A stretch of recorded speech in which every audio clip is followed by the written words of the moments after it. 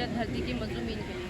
यकीनन आज जो मेरे वालिद साहब, दादा और चचा का कत्ल केस था, उसके ख़िलाफ़ हाई कोर्ट में हमने उस जो केस का फ़ैसला आया चैलेंज किया, और हम यहाँ पर रूल 7 के तहत चीफ जस्टिस साहब को एक दरख्वास्त दी कि मुझे वहाँ पर सिक्योरिटी थ्रेट्स हैं। यकीनन सुप्रीम कोर्ट तक की ऑब्जर्वेशन रही है कि मुझ समेत मेरी पूरी फैमिली को इस केस को परसू करने के हवाले से ख़तरात हैं।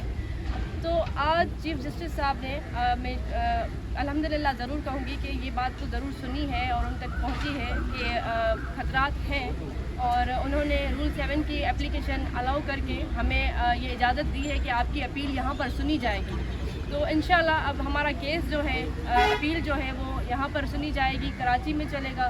तो आगे भी मैं उम्मीद रखती हूँ कि इंशाल्लाह मेरे दर्द का दरमान होगा, क्योंकि ये केस फ़कत मेरे घर तक महदूद नहीं, ये केस पूरी सिंध के मज़लूम तबके का केस बन चुका है, क्योंकि यहाँ पर सिंध में हर दूसरा शख्स फ्यूडलिज़म का शिकार है। मैं तमाम तर मीडिया के भाइयों का भी शुक्रिया अदा करूँगी कि जिन्होंने डे फर्स्ट से इस केस पर नज़र रखी है और मुझे सपोर्ट किया है। मैं इसी उम्मीद के साथ जो है ये बात करना चाहूँगी, बेस्ट विशेज़ आप लोगों के लिए भी, और आपसे भी ये दरख्वास्त करूँगी कि आप लोग मुझे दुआ में याद रखिए, पूरी सिंध के लोग, पूरे पाकिस्तान के लोग, कि मुझे मेरा हक़ मिल सके। यकीनन अगर इस केस में मुझे हक़ मिलता है, एक प्रेसिडेंट सेट होता है, तो जो सरदार वडेरे कातिल है, जुल्म करने से पहले 10 मरतबा सोचें। कि मैं एक मिसाल कायम करना चाहती हूँ, मैं चाहती हूँ कि यहाँ पर रूल ऑफ लॉ हो। तो इंशाल्लाह पूरी उम्मीद है आज ये एक गुड न्यूज़ थी जो कि मैं शेयर करना चाह रही थी पूरी सिंध और पाकिस्तान की लोगों के साथ, कि हमारी जो रूल 7 की एप्लीकेशन है वो अलाउ कर दी गई है। अच्छा, ये भी बताएं कि ट्रायल में इतना अरसा गुजरा, आपने मुख्तलिफ अदालतों के चक्कर काटे हैं, थक तो नहीं गई आप? थकने वाले तो नहीं हैं, क्योंकि ये हौसला करबला से मिला है हमें कि हक और बातिल की जो जंग है, यकीनन उसमें आखिरी दम तक लड़ना होता है। तो हम खड़े हैं, मगर इसमें एक चीज़ ज़रूर है कि हमें आखिरी हद तक ना आजमाया जाए, क्योंकि आप देखिए कि ये आसान नहीं है कि 3 प्यारों के जनाजे उठाना और उसके बाद भी हिम्मत और हौसले के साथ इस सिस्टम के सामने खड़ा होना। एक फ्रेज़ यूज़ होता है, justice delayed is justice denied. यहाँ पर ताख़ीर हुई है, उससे यही एक मैसेज जा रहा है, एक तासुर जा रहा है कि हमें इंसाफ की जो फराहमी है उससे मना किया जा रहा है, मगर फिर भी हम खड़े हैं कि इंसाफ हमारा हक़ है। और अगर आज मुझे इंसाफ नहीं मिलता तो आप देखिए कि किस तरह से मेरे केस के फैसले के बाद ये ऑनर किलिंग के सीन हो रहे हैं, सरदारी और जागीरदारी को पावरफुल बनाया जा रहा है। तो अगर आज मुझे इंसाफ नहीं मिला, खुदा न खास्ता, जो कि मैं उम्मीद नहीं रखती, मुझे ये उम्मीद है कि मुझे इंसाफ दिया जाएगा, क्योंकि अदालतें मेरी हैं। Being a victim, being a advocate, मैं ज़रूर कहूँगी कि अदालतें मजलूमों की हैं, अदालतें वकीलों की हैं। तो मुझे इस अदालत से उम्मीद है कि मुझे इंसाफ फराहम किया जाएगा और एक मिसाल कायम की जाएगी कि वडेरे, सरदार, जागीरदार कितने भी ताकतवर हो, कानून से बालातर नहीं। मुल्ज़मान का ताल्लुक रूलिंग पार्टी से भी है, तो क्या सिंध हुकूमत इन तमाम ट्रायल में कहीं पर आपको बायस नज़र आई? यकीनन काफ़ी मरतबा हमने ये महसूस किया है। हालांकि मैं पॉलिटिकल नहीं हूँ, ना मेरी किसी पॉलिटिकल पार्टी से कोई एफिलेशन है, मगर बदकिस्मती के साथ उनको ऑन किया जा रहा है, उनको बैक किया जा रहा है, जिसके लिए भी मैं दरख्वास्त करती हूँ तमाम तर इदारों से, तमाम तर हायर अथॉरिटीज़ से, कि मैं एक बेटी हूँ, मैं फ़कत इंसाफ चाहती हूँ, मेरी और कोई डिमांड नहीं है, तो मुझे इंसाफ फराहम किया जाए। अच्छा तासु, अभी बीच में कुछ रूमर्स भी चल रहे थे कि आप ऑस्ट्रेलिया शिफ्ट हो रही हैं।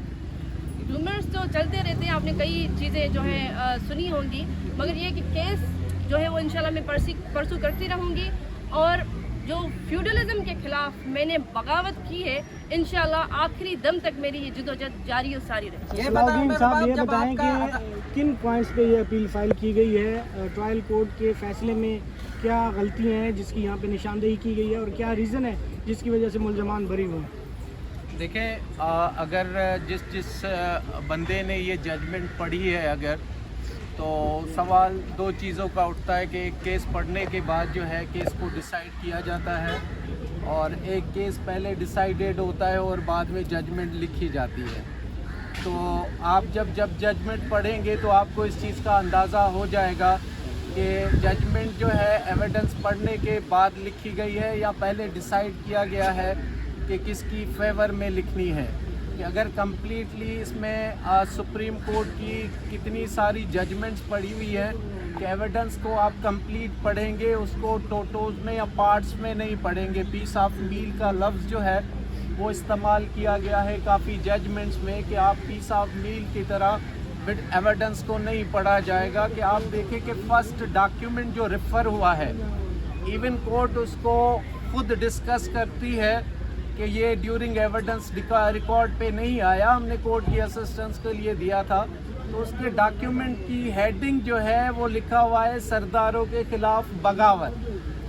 ججمنٹ کا یہ ڈاکیومنٹ حصہ ہے کہ اس کے اوپر جو ہے وہ ڈیورنگ ہز لائف ٹائم جو ڈسیز مختار احمد تھا, جو ام رباب کے والد صاحب تھے, انہوں نے اپنی زندگی کے دوران وہ انٹرویو دیا جس میں وہ صاف لکھا ہوا ہے, اس کی ہیڈنگ یہ ہے کہ سرداروں کے خلاف بغاوت.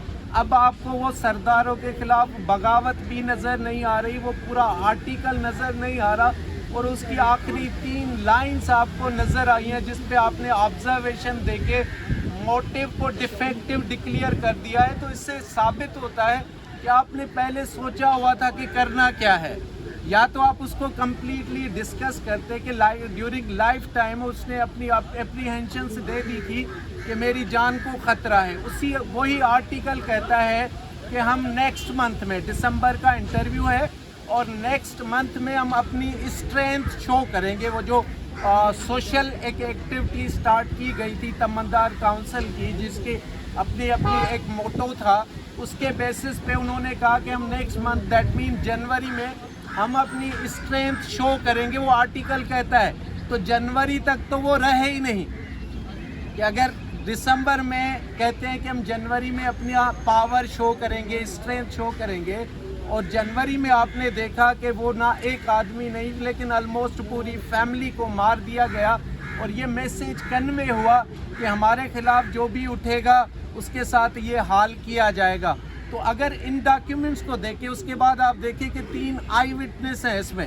اب آئی وٹنس کو آپ اس میں ڈسکارڈ کرتے ہیں کہ بھائی وہ ریلیشن میں تھے, بھائی تھا, 2 کزنس تھے. تو اس پہ بھی سپریم کورٹ کی ججمنٹس پڑی ہوئی ہے کہ اس طرح کے ماحول میں کوئی کبھی نہیں آتا جسے فیملی کے 3 لوگ مارے گئے ہوں, اور جہاں کے لوکل سردار ہیں. آپ سب ہمارے ساتھ چلے اس ٹرائل میں کہ آپ ان ایریاز کو دیکھیں کہ کسی میں اتنی ہمت نہیں ہے کہ ان لوگوں کے خلاف کھڑا ہو جائے. صرف یہ ایک بہت بڑا اسٹینڈ ہے جس کو اپریشیٹ کیا گیا ہے کہ آپ لوگ کھڑے کیسے ہو گئے.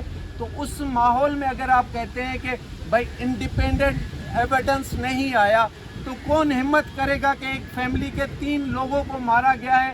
اب نیکسٹ آپ کہتے ہیں کہ شاپ کیپر کیوں نہیں آیا.